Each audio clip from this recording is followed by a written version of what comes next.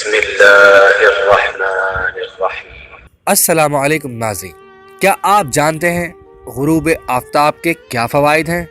توحید مفضل میں امام جعفر صادق علیہ السلام سے منقول ہے، اگر غروب آفتاب نہ ہوتا تو لوگوں کو آرام اور اقرار حاصل نہ ہوتا، اور شدید ضرورت کی بنا پر لوگ حرص کی وجہ سے مسلسل کام کرتے رہتے اور ان کے جسم کمزور ہو جاتے۔ اور حقیقت یہ ہے کہ اکثر لوگ مال جمع کرنے، حاصل کرنے اور ذخیرہ کرنے کی اس قدر لالچ رکھتے ہیں کہ اگر رات کی تاریکی رکاوٹ نہ ڈالتی تو لوگ اس قدر کام کرتے کہ خود کو ختم ہی کر لیتے، اور اگر رات وجود میں نہ آتی تو سورج کی حرارت کی شدت اس قدر بڑھ جاتی کہ حیوانات و نباتات ضائع ہو جاتے۔ لہٰذا قادر متعال نے سورج کے غروب کو مقرر کیا ہے، بالکل اس طرح جیسے کبھی اہل خانہ چراغ جلاتے ہیں تاکہ اپنی ضرورت پوری کر سکے، اور کبھی